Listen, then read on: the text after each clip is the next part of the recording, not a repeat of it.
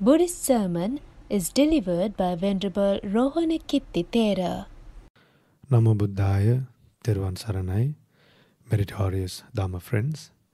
During this crucial situation, the entire lifestyle of all of us has changed. We never expected to live a life like this. Did you ever expect to live a life like this? A life pattern like this? Even the time that we wake up, even the time we go to sleep has changed.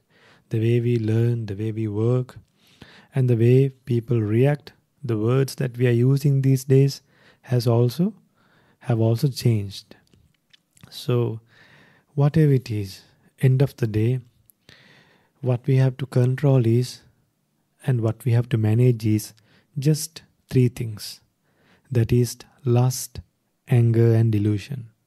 End of the day, through whatever the way or whatever the moment that we experience, whatever the incidents that we experience, end of the day, what we should do and the responsibility, what we should be careful, what we should be concerned is whether we have done or whether we are mindful about our mind to be free from lust, anger, and delusion. So today, I decided to teach you a beautiful Dhammapada story and a nice Dhammapada stanza. So let's first of all worship the Buddha, pay homage to the Buddha, venerate the Buddha 3 times, and learn this beautiful story and the Dhammapada stanza. Say together with me. Namo tassa bhagavato arahato samma sambuddhassa.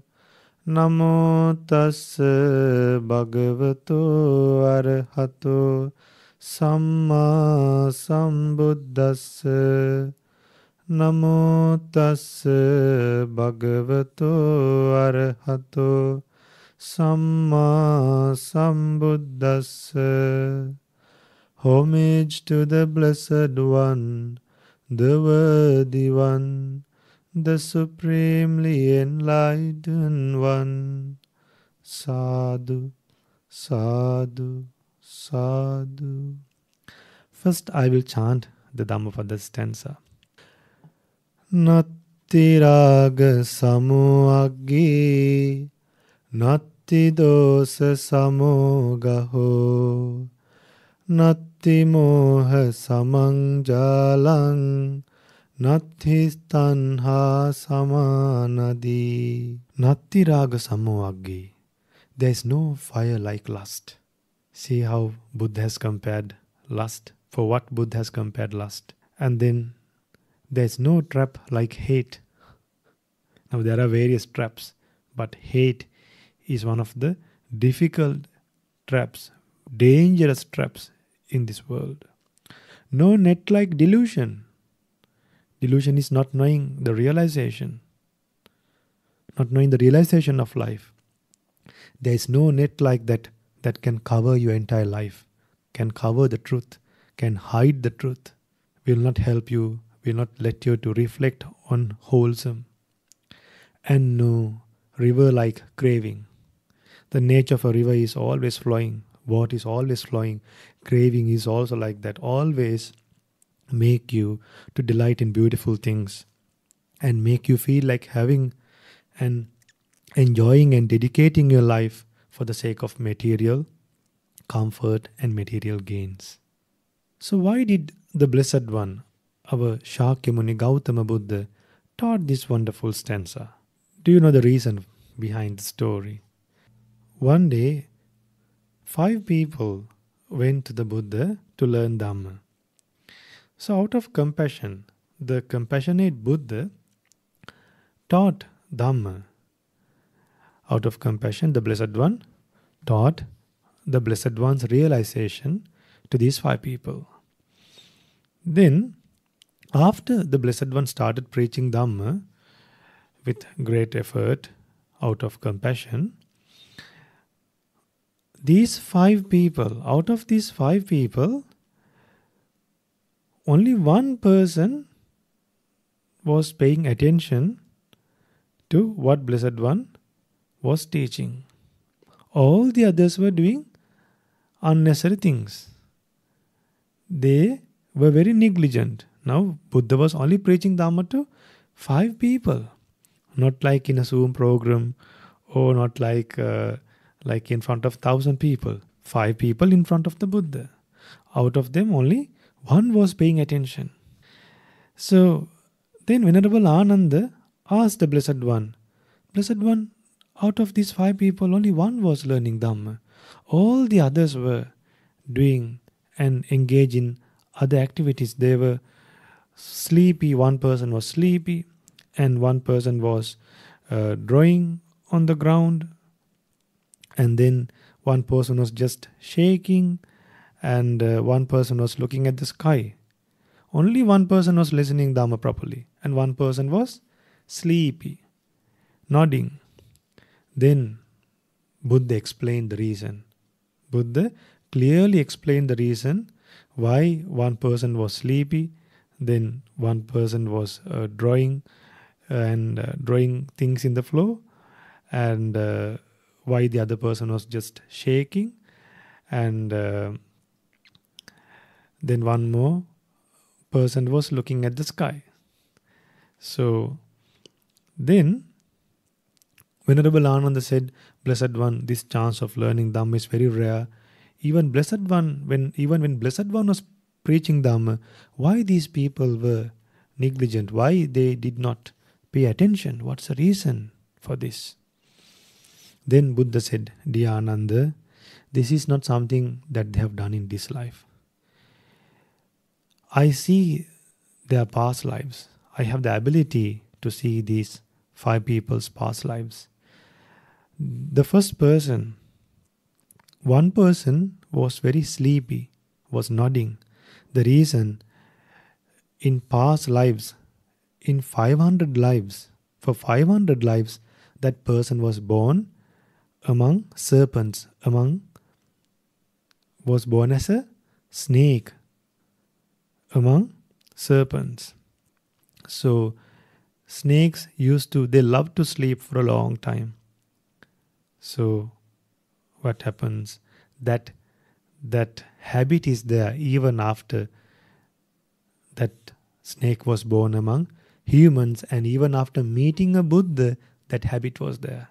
See how dangerous this samsara is. How much we should work hard and put effort to dedicate our life to practice this Dhamma. Now, even though we have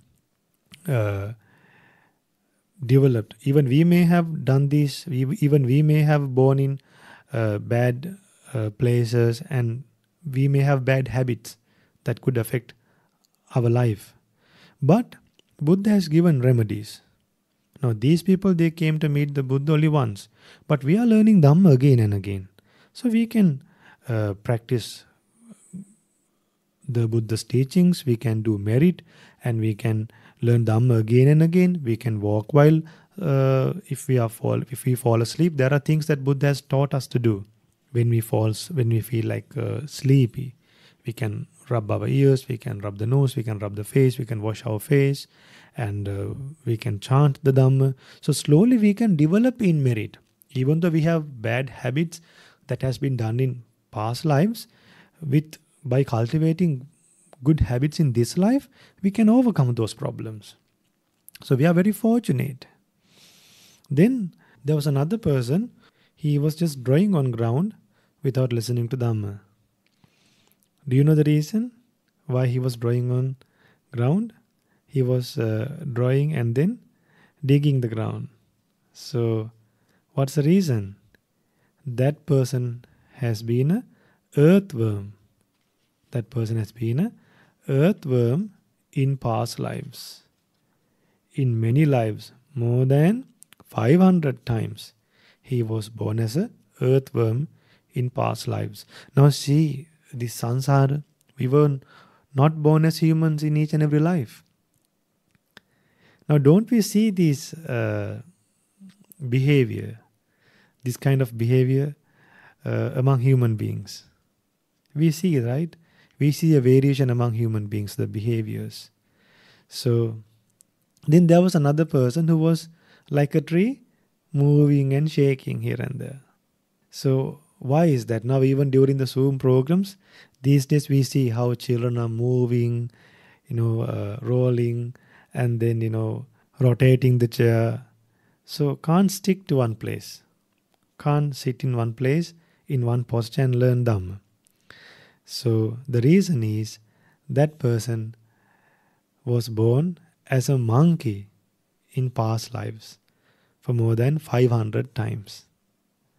So that practice is there, even that person was, even that monkey was born late as a human being. That practice was there. So now this is a very good chance for us. We have been born in this human world. Now we have the chance to get rid of these habits and cultivate human habits and cultivate divinely habits and transform our life. Now that's why we are learning these things. That's why the great Arahants put these stories into books for us to learn. Then the Blessed One explains, there was one person who was looking at the sky. Looking the sky. What's the reason for that? That person, he has been a fortune teller. He was a fortune teller for many lives, for 500 lives. In the past, he has looked at stars, and his business was in past lives to predict things, to tell people's future and what's happening in the country by looking at stars. So because of that practice, one person was looking at the sky while Buddha was preaching Dhamma. Now today we have mistakes. We do have mistakes. We are not unable to recognize our mistakes even.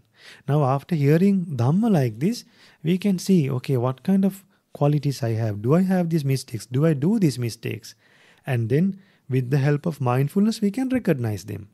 After we recognize our problems with the help of mindfulness, then we can pay attention to the Buddha's teachings and understand the danger of going in this long journey of samsara, being born and dead in several places and in several births, in several types of births and in several types of forms and in various types of beings.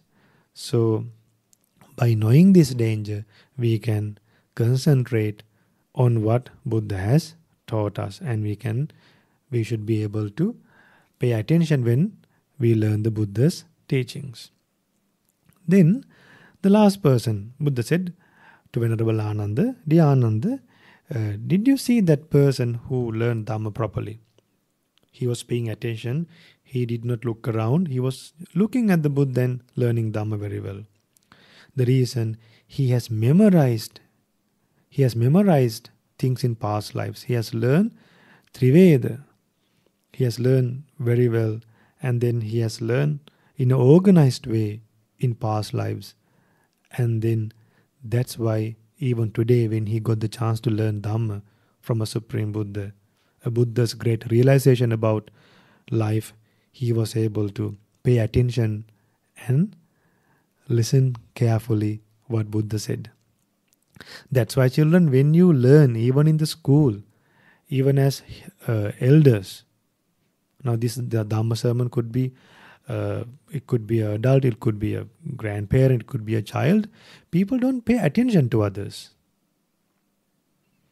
especially children. During the schooling time, the children should pay attention, and even elders should pay attention to the wise people. So what happens nowadays, adults don't listen to the wise people, and sometimes when a junior monk, when a young monk is preaching Dhamma, all people do not pay attention, and they don't like to give up their wrong ideas and wrong beliefs. They want to stick to their personal understanding about life. Therefore, we should be, first of all, humble and obedient, and we should first of all understand that we do not know. The Blessed One knows. We are disciples. Blessed One is our teacher. Then we will become humble and pay attention to what Blessed One has taught us. Then Venerable Ananda was very unhappy about this incident, and Venerable Ananda was very sad. Then Venerable Ananda said, Blessed One, when a Blessed One preaches Dhamma, that is something to hear very rarely. Not even in 100 yawns, a person would get this chance to listen to the Blessed One's realization. So, but the way Blessed One preaches, the Dhamma could penetrate even to a person's bone marrow. It could go inside a person's heart. But then these 5 people could not pay attention to what Blessed One preached. Then the Buddha said, Dear Ananda, the people who delight in the Buddha's teachings are very few in this world. Even in the past lives, the dedication people have done to hear the Buddha's teachings and to dedicate their life to practice the Buddha's teachings, and the dedication to support a Buddha Sasana, even if they can't practice, those people are very few. They are very few. People like to spend their time talking unnecessary things. People like to talk about actors, then about sports, then about politicians. So people like to talk about these things, about politics, so about singers, entertainment, then about clothing, food. Those are the things that people would like to discuss. Not to overcome the craving towards singers, not to overcome craving towards food, not to overcome craving and the attachment towards this watching entertainment. Because once that craving is abandoned, you don't need those things. Now, why we need all these things? Why we can't be content? Why we can't live happily without these material things? Because craving is disturbing our happiness. Craving is disturbing our happiness. Therefore, dear Ananda, people do not like to learn Dhamma wholeheartedly. Very few people like this. Only meritorious people like this. Then the Blessed One said, Dear Ananda, what's blocking these people from practicing Dhamma is lust, anger and delusion, and also craving. So there is no fire like lust. There is no trap like hate. There is no net like delusion, and no river like craving. So sometimes this world, there is a time period, dear Dhamma friends, the entire world will get destroyed by 7 suns. By the appearance of 7 suns, the entire earth will get destroyed.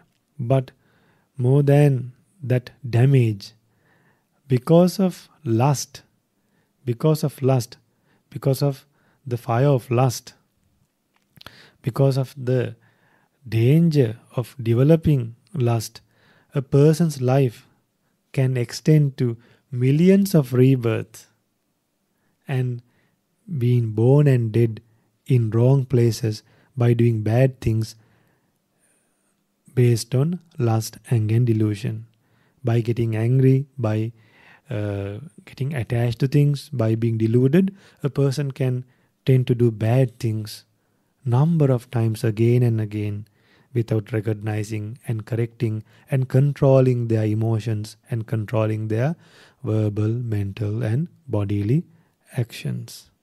So therefore, dear Dhamma friends, dear children, we might die from various diseases, or maybe from a coronavirus like this, or we might get attacked by animals. But the damage that lust, anger, delusion and craving could do for us is immeasurable. Like we can't explain how much that can damage our lives, that can damage our future births. So we just try to find solutions for the problems that we just face in this life, the material problems, but we should recognize how much we have to suffer because of obtaining a body like this again and again. Once people are born in animal world, there's no protection, no house. Then once beings are born in the Petha world, in the ghost world, in the hell, there's no rules and regulations. There's no such thing to protect them. So even in the human world, we are living with so much troubles and agitation and so much distraction and so much responsibilities. And end of the day, by fulfilling those responsibilities, we don't get anything at all, and our lives have become very busy and being unable to find time to think and to do meritorious deeds. So if you are looking after your children, or if the children are looking after the parents, or if you are doing a job, try to do it with loving kindness. Don't regret later doing it. Don't do it with hatred. Do it as a service. Then even though you are fulfilling your usual responsibilities, you can gain a merit. Now see, because of this pandemic, what has happened? Husbands don't see their wives don't see their husbands, and parents don't get the chance to see their children even. Why? All because of, just for the sake of earning money, just to live a happy life, people have lost their harmony and not being contained, trying to achieve happiness by accumulating material things without practicing detachment. Like, see the Buddha's family. The Buddha, before becoming a Buddha, he was a prince. Then the princess Yashodhara became an arahant.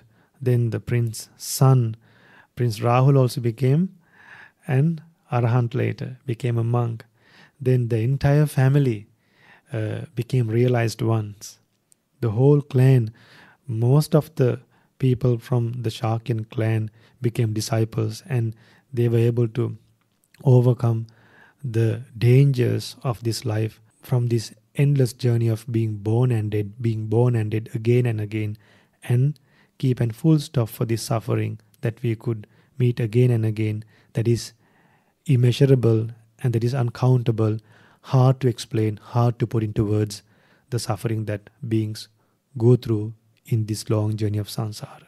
So may you have the opportunity to learn and practice this Dhamma, and to protect our lives from lust, anger, and delusion, and to replace lust with detachment, replace anger with loving kindness, replace delusion with wisdom, and replace craving with detachment.